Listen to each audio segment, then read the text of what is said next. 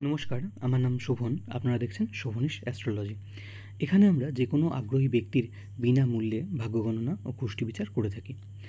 আপনারা যদি চান যে আপনাদেরও বিনামূল্যে ভাগ্য গণনা করা হোক, তবে এই ভিডিওর কমেন্টে নিজের জন্মের তারিখ, সময় এবং স্থান লিখে কমেন্ট করুন। হতে পারে পরবর্তী ভিডিওটি আপনার জন্মছকের উপরেও। আর তাহলে বেশি কথা না বলে শুরু করছি আমরা ভিডিওটি।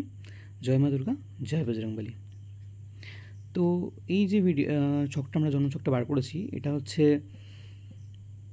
শুভম সর্দারের, যার জন্ম 5ই অক্টোবর 2001 সালে এবং 2:41 নর্থ চব্বিশ পরগনায়। তো এই যে ছকটা আমরা এখানে পাচ্ছি দেখতে, এই ছকের মধ্যে দেখা যাচ্ছে লগ্ন, যে ঘরটা প্রথম ঘর, সেই ঘরটা 5 লেখা আছে, অর্থাৎ এর হচ্ছে সিংহ লগ্ন। কেন 5 নম্বর রাশি হচ্ছে সিংহ রাশি, তো সেখানে লগ্ন বসেছে, অর্থাৎ সিংহ লগ্ন। আর চন্দ্র বসেছে কোথায়? চন্দ্র বসেছে 1 নম্বর রাশির ঘরে, অর্থাৎ মেষ রাশির ঘরে। তাই এনার লগ্ন হচ্ছে সিংহ লগ্ন আর চন্দ্র রাশি হচ্ছে মেষ রাশি। তো এই জাতকের প্রথম ঘরে আমরা দেখতে পাচ্ছি শুক্র বসে আছে। শুক্র, এই যে জন্মছক বা সিংহ লগ্নের যে জন্মছক হয়, তাতে শুক্র একটি সামগ্রহ। সামগ্রহ অর্থাৎ নিউট্রাল, মানে না নেগেটিভ না পজিটিভ। কেন? সূর্যের সঙ্গে শুক্রের সম্পর্ক মোস্টলি খারাপ বলা যায়। কেন না, শুক্র হচ্ছে দৈত্যগুরু এবং সূর্য হচ্ছে একরকম মানে গ্রহের মধ্যে দেবতাদের রাজা ধরা হয়।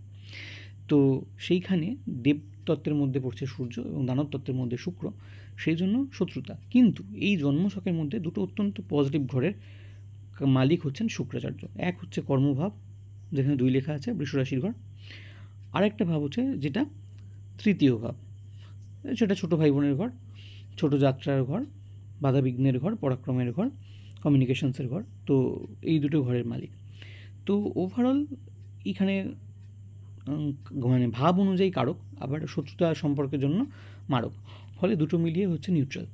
সেই নিউট্রাল প্ল্যানেটটা যখন প্রথমভাবে বসছে, সেই ঘরে শুক্রের ডিগ্রি তুলনামূলকভাবে দুর্বল। শুক্র 23 ডিগ্রিতে আছে। হ্যাঁ, তো যেটা দেখতে পাচ্ছি আমরা, শুক্র এখানে থাকার জন্যে খুব স্ট্রংভাবে তো এফেক্ট দিচ্ছে না, কিন্তু যে এফেক্টটা আছে তাতেও যেটা হবে, এই জাতকের মধ্যে একটা অ্যাট্রাকটিভনেস থাকবে। আর জাতক কী হবে, ভীষণ প্যাশনেট হবে। কেন? শুক্র দেয় প্যাশন, আর শুক্র হচ্ছে ভীষণ অ্যাট্রাকটিভ একটা প্ল্যানেট। তো সে যখন লগ্নে বসেছে, জাতক অ্যাট্রাকটিভ হবে। ওভারঅল পার্সোনালিটি খুব সুথিং হবে, ভালো হবে। কেন কি প্রথম ঘর দিয়ে আমরা এইগুলোই বিচার করি। তারপরে আসছি আমরা দ্বিতীয় ভাবে। দ্বিতীয় ভাব যেখানে 6 লেখা আছে, সেই ঘরে বসে আছে সূর্য। তো সূর্য যখন আমাদের দ্বিতীয় ভাবে বসে, দ্বিতীয় ভাব হচ্ছে ধন কুটুম বাণীর ঘর। তার সঙ্গে দ্বিতীয় ভাব দিয়ে আমরা খাদ্যাভ্যাস, দ্বিতীয় ভাব দিয়ে মুখমণ্ডল, এগুলো যাচাই করি। তো সেখানে সূর্য বসা মানে জাতকের মুখশ্রী তার পিতার সঙ্গে মেলার সম্ভাবনা দেখা যাচ্ছে এখান থেকে। তারপর আসছি, আর ওভারঅল হচ্ছে বাণী রিলেটেড। এখানে সূর্য যেটা করবে, বাণীকে একটু কঠোর বানাতে পারে, কিন্তু সূর্য একটু ক্রূর গ্রহ, ফলে বাণী একটু কঠোর প্রকৃতির হতে পারে। কিন্তু লগ্নপতি দ্বিতীয়ভাবে অ্যাকুমুলেটেড ওয়েলথের দিক দিয়ে খুব ভালো। কেন? জমা পুঁজি, জমা অর্থ, সেটা দেখা যায় দ্বিতীয় ভাব দিয়ে। সেখানে লগ্নপতি স্বয়ং এসে যাওয়া অত্যন্ত ভালো ধনভাবের জন্য। তারপর আমরা আসছি তৃতীয় ভাবে। তৃতীয় ভাব যেটা বললাম, বাধা বিঘ্ন, ছোটো ভাই বোন, পরাক্রম, ছোটোখাটো যাত্রা আর কমিউনিকেশনসের ঘর। সেখানে কমিউনিকেশনসের ঘরে বুধ বসেছে। কমিউনিকেশন অত্যন্ত ভালো করবে, লোকজনকে কোনো কথা বলে কনভিন্স করা, বোঝানো, এইগুলো ভালো করবে। তবে বুধ এখানে বক্রী, তার বক্রির মধ্যে কিন্তু বুধের পাওয়ার যেমন বাড়বে, বক্রী যেটা করে, বক্রী গ্রহ, সে কোনো জিনিসকে সহজে হওয়ায় না। যেমন তার স্ট্রেংথটা বাড়ে, সেই স্ট্রেংথটা এমনি এমনি বাড়ে না। সে একটা জিনিসকে যেটা সহজভাবে হয়ে যায়, সেটাকে অনেকটা ঘুরিয়ে, অনেকটা বেশি এফার্ট দিয়ে করায়, যার জন্যে তার স্ট্রেংথটাও বেড়ে যায়। তো সেই রিলেটেড কিছু নেগেটিভ দেবে। নেগেটিভ কোন দিক দিয়ে? বাধাবিঘ্নের দিক দিয়ে একটু বাধাবিঘ্নে বাড়িয়ে দেবে। কেন? এটা একটা দুস্থানই বলা যায়। 3 নম্বর ভাবটাকেও একটা দুস্থানের মধ্যেই ফেলা হয়। তো বাধাবিঘ্ন বাড়বে, পরাক্রম ঠিক থাকবে। কমিউনিকেশনসের মাধ্যমে হয়তো সেই বাধাবিঘ্নগুলোকে যত কাটিয়ে উঠবে। এছাড়া ছোটো যাত্রা লেগে থাকবে, ছোটো ভাই বোনের যোগ্য তৈরি করবে। তারপর আসছি চতুর্থ ভাব। চতুর্থ ভাব যেখানে 8 লেখা আছে, চতুর্থ ভাব হচ্ছে ভূমি, মাতা, বাহনের ঘর, পরিবারের ঘর। তো সুখস্থানও বলা হয় এটাকে। সেই ঘরে কোনো গ্রহ নেই, প্লুটো আছে, কিন্তু ইউরেনাস, নেপচুন, প্লুটোকে আমরা কোনো গুরুত্ব দিই না ভেদিক জ্যোতিষে। কিন্তু সেই ঘরে দৃষ্টি আছে যেটা, সেটা হচ্ছে শনি দৃষ্টি আছে অপোজিট থেকে। তো শনি দৃষ্টিটা এইখানে যেহেতু সিংহ লগ্ন এবং সিংহ লগ্নের অধিপতি হচ্ছেন সূর্য। সূর্য এই ছকের মধ্যে সবথেকে গুরুত্বপূর্ণ গ্রহ এবং সূর্যের সঙ্গে শনির সম্পর্ক অত্যন্ত খারাপ, ফলে শনি এখানে মারক। সে দশমভাবে বসে যে দৃষ্টিটা দিচ্ছে চতুর্থভাবে ভূমিমাতা বাউন্ডারি রিলেটেড, সেখানে খারাপই করবে, বিশেষ করে মায়ের সঙ্গে সম্পর্কের মধ্যে একটা ব্যবধান আনতে পারে। তারপরে আমরা আসছি পঞ্চমভাবে। পঞ্চম ভাব যেটা সন্তান, বিদ্যা, প্রেমের ঘর আর হবির ঘর। এছাড়া ছোটোখাটো লাভেরও এখান থেকে দেখা যায়। হঠাৎ কোনো কোনো আনসার্টেন গেইনস দেখা যায়, পেটের কোনো সমস্যা আছে কিনা দেখা যায়। তো সেখানে বসে আছে মঙ্গল কেতু। কেতু এখানে উচ্চস্থ, ফলে কেতু বিদ্যার্জন, প্রেম, তারপরে সন্তান ইত্যাদি রিলেটেড ভালো করার চেষ্টা করবে। এবং মঙ্গল যেহেতু একটি কারক গ্রহ এই ছকে, সেই জন্য মঙ্গলও অত্যন্ত ভালো ফল দেবে।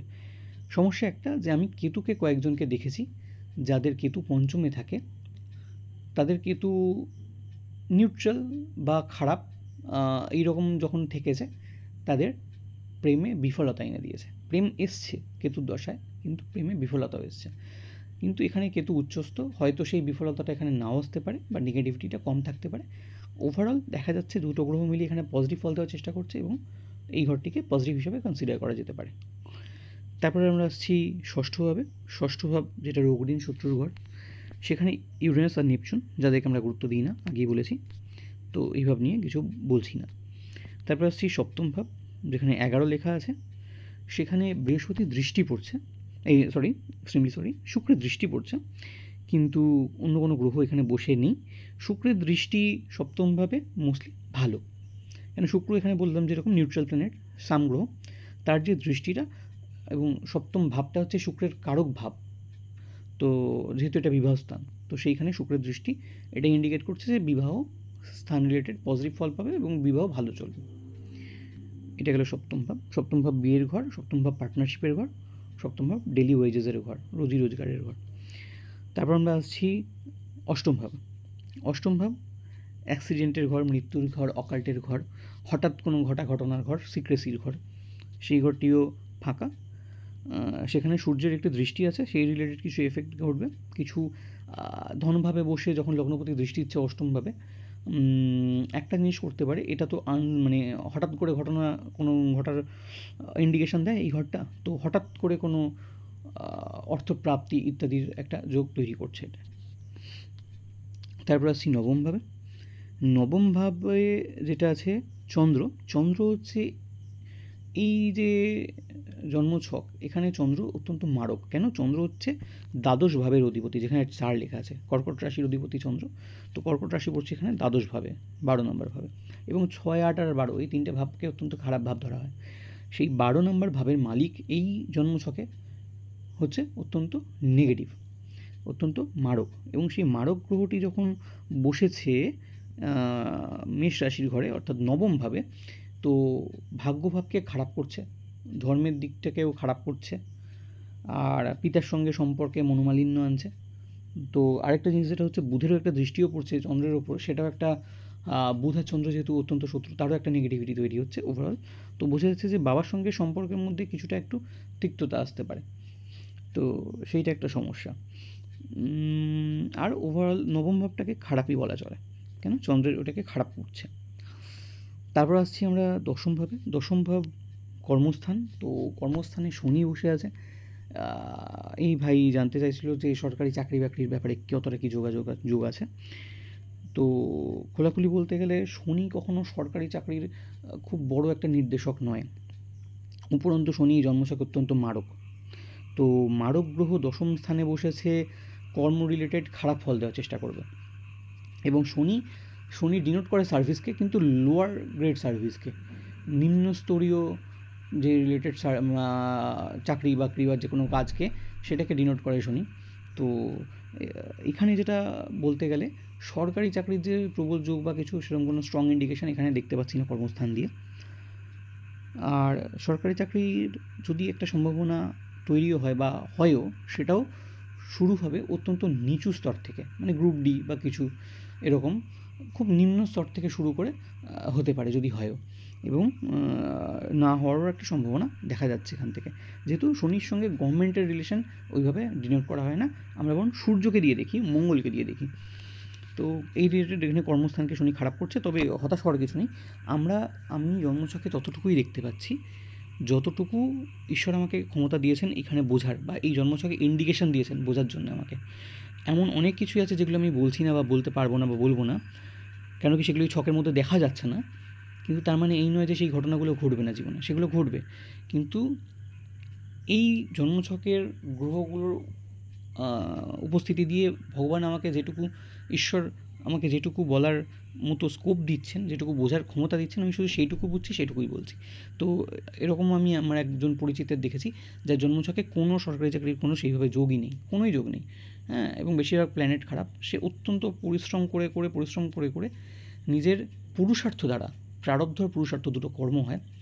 প্রারব্ধ কর্ম আমরা তাকে বলছি যেটা পূর্বজন্মে আমরা কোনো কিছু কাজ করেছি, তার ফলস্বরূপ আমরা এখন ভোগ করছি। আর পুরুষার্থ কি, যেটা আমি এই জন্মে কোনো কিছু হওয়ার পর আমি নিজের এফার্ট দিয়ে সেটাকে চেঞ্জ করি, সেটা পুরুষার্থ।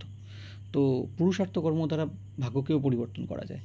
ফলে আমি বলবো এফার্ট অবশ্যই দাও, যদি তুমি চাও লাইফে সরকারি চাকরি, সেই মতো এফার্ট দাও, কখনো এইটার উপর বেস করে যাবে না। এবং যেটা বললাম সেটার উপর মানে বেশি মাথা না ঘামিয়ে চেষ্টা করতে থাকো, যদি তুমি সেটা নিয়ে খুব সিরিয়াস হও। আচ্ছা, তারপরে আমরা আসছি দশম ভাবের পর একাদশ ভাবে। একাদশ ভাব হচ্ছে সেখানে বৃহস্পতি এবং রাহু বসেছে। একাদশ ভাব হচ্ছে লাভের ঘর, ইচ্ছাপূর্তির ঘর, বড় ভাই বোনের ঘর, ছোটোখাটো রোগ ভোগের ঘর। তো সেইখানে বৃহস্পতি এবং রাহু, বিশেষ করে রাহু উচ্চস্থ, তো এখানে রাহু প্রচুর টাকা পয়সা দেয়। একাদশভাবে শনি, রাহু, বৃহস্পতি এই ধরনের প্ল্যানেটগুলো বসলে প্রচুর টাকা পয়সা আমদানি ঘটায়। তো জীবনে কোনো এক সময়, সেটা দশা দেখে বোঝা যাবে যে কোন কোন সময়গুলো, কিন্তু সেই সময় প্রচুর অর্থের আমদানি হবে। এবং সেই রাহু যেহেতু আছে, সেই হতে পারে যে সেই অর্থের আগমনটা খুব এথিক্যাল ওয়েতে নাও হতে পারে। হ্যাঁ, বৃহস্পতি আছে, সেটা পজিটিভ, সেটা ভালো দিক দিয়ে হয়। কিন্তু যখন রাহু আর বৃহস্পতি একসাথে বসে যায়, আমরা সেটাকে গুরুচণ্ডাল দোষ বলে থাকি। গুরুচণ্ডাল দোষ বলা হয় যাদের থাকে, মানে একটা কথিত অর্থে বলা হয় যে তারা ধর্ম বেঁচে খায়। মানে এটাকে নেগেটিভ অর্থে দেখতে হবে না, এটা অনেক ক্ষেত্রে দেখা যায় এরকম লোকেদের, যারা কোনো অনেক সময় অনেক ধর্মীয় গুরুকে কোনো স্ক্যান্ডালে জড়িয়ে যেতে দেখা যায়, বা দেখা যায় যে তারা বাইরে যে তাদের যে ইমেজটা ছিল সেটা আসলে পুরো মিথ্যা, তারা ভণ্ড, তারা পাপী।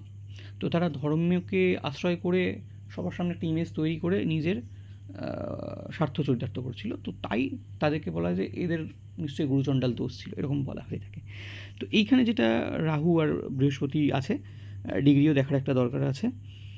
তো ওভারঅল যেটা ডিগ্রিও দেখলাম, ঠিক আছে, দুজনের যথেষ্ট গ্যাপ আছে, 7 আর একজন 20-তে, তো 13 ডিগ্রি গ্যাপ আছে, ফলে সেই এফেক্টটা অত স্ট্রংলি আসবে না। তবে রাহুর দশায় প্রচুর টাকা পয়সা আমদানি হবে, এবং সেটা এথিক্যাল ওয়েতে নাও হতে পারে। এবং যেহেতু বৃহস্পতি এবং রাহু যেটা আছে, জ্যোতির যে একটা ফল যদি পাওয়া যায়, সেক্ষেত্রে ফলটা এরকম হতে পারে, যেটা আপাত দৃষ্টিতে দেখে মনে হবে যে এথিক্যাল কাজ করছে, এথিক্যাল উপায় ইনকাম হচ্ছে, কিন্তু হতে পারে ভেতরে কিছু আনএথিক্যাল কাজকর্মের মাধ্যমে লাভ বা ইনকাম সেটা প্রচুর পরিমাণে বাড়ছে। এই জাতক এরম পরিস্থিতি লাইফে তৈরি হতে পারে।